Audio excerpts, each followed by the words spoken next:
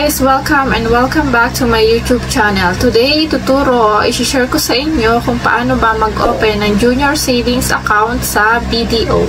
Para nga pala sa hindi pa nakaka-subscribe sa aking YouTube channel, subscribe na kayo guys para palagi kayong updated sa mga video tutorial na i-upload ko. So, let's begin! So, paano nga ba kumuha o mag-open ng junior savings account ng ating mga anak? Sobrang dali at sobrang dali din ng mga requirements. So, hindi mo na kailangan ng maraming requirements para makapag-open ng ating mga savings account para sa ating mga anak. At hindi na din kailangan ng malaking maintaining balance para makapag-open ka ng savings sa iyong anak. So, itong nasa screen ko, ito yung mga kailangang requirements para makapag-open ka ng junior savings account para sa iyong anak. So, i-check nyo lang dyan. So, nandyan yung... So, ito yung mga requirements na kailangan para sa pag-open ng account ng ating mga anak. So, ang anak ko is dalawa. Isang 3 years old tsaka 6 years old. So, pasok sila doon sa 3 years old to 6 years old below. So, ayan. Dito sa 3 years old to 6 years old below is ang maintaining balance dito is 100 pesos. So, ayan. Makakapag-open ka na sa halagang 100 pesos. So, ang requirements dito is sa aking 3 years old na anak, ang hinanap niya ay birth certificate, original, kailangan naka-PSA, then yung 2 valid IDs ng mother and father, kailangan original din. And then, proof of billing ng mother and father. So, yung proof of billing na yon, pwedeng Meralco, PLDT. So, ayan. Anong klase ng proof of billing. So, ang binigay ko is yung Meralco bill. So, nakapangalan niya sa asawa ko. So, sa 6 years old naman, ang hinanap sa akin ng requirements ay yung birth certificate original na PSA. Tapos, yung 2 valid IDs ng mother and father, tsaka yung proof of billing, tsaka yung latest ID niya. So, o yung registration form. So, yung 6 years old kasing anak ko is nag-aaral na ng grade 1. So, hinanapan na siya ng latest ID, latest school ID. So, pinakita lang namin yon, and then tinanong na kung anong trabaho ng husband ko, tsaka kung anong trabaho ko.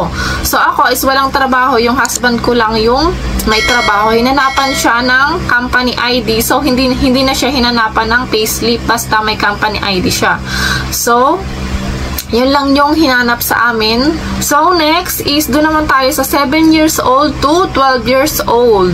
So, dito ang maintaining balance is 100 pesos din. So, meron din tayo dyang mga requirements. Meron tayong birth certificate original, PSA din.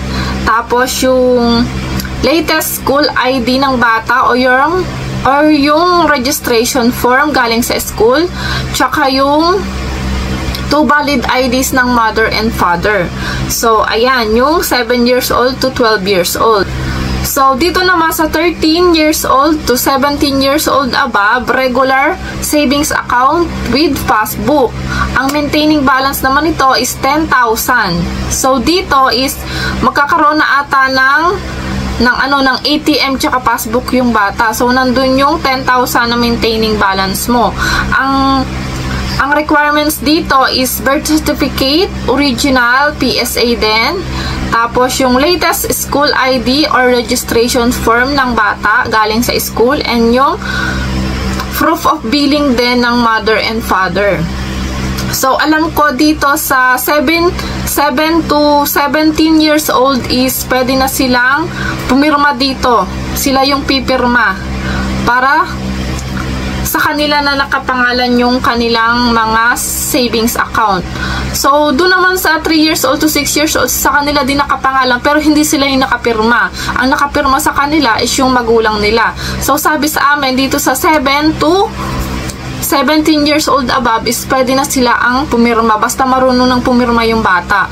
Kasi yung 6 years old kong anak is hindi pa siya pwede ang pumirma kasi hindi pa siya marunong pumirma. So, ayan. Ganito yung itsura ng passbook ng aking dalawang anak. So, ito yung kay Kaylee and ito yung kay Gabe. So, dalawa yan.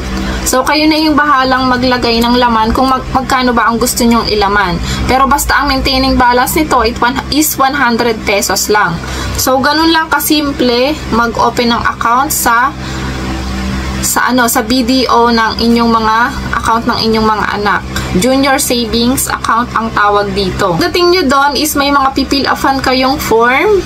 So, andun yung mga gross income, lahat-lahat basta tungkol sa inyo or dun sa mga bata. So, ayan. Syempre, ang akin is tungkol lahat sa akin kasi ako yung magulang nung dalawang bata. So, kapag ka 7 to, na siguro sila, 7 to 17 years old above is tungkol na sa kanila yung basic information na yon. Itong passbook na ito is mabilis nyo lang makukuha. Pero siguro depende na rin sa mga bangko na mapupuntahan nyo. So, ito is isang araw lang din namin nakuha. Nung nagpunta kami doon, nakuha din agad namin. Nandito yung maintaining balance nyo na 100 pesos tsaka yung inihulog nyo. So, ayan. Ganun lang kasimple mag-open. Hindi na kayo kailangan ng maraming requirements para makapag-open nun. Ganun lang kadali. So, ayan, kung may mga katanungan pa kayo, is pwede kayong mag-comment sa comment section para masagot ko. And sana nakatulong itong video na ito. And don't forget to like, share, and subscribe para palagi kayong updated sa mga video tutorial na i-upload ko. Yun lang. See you on my next vlog. Bye-bye!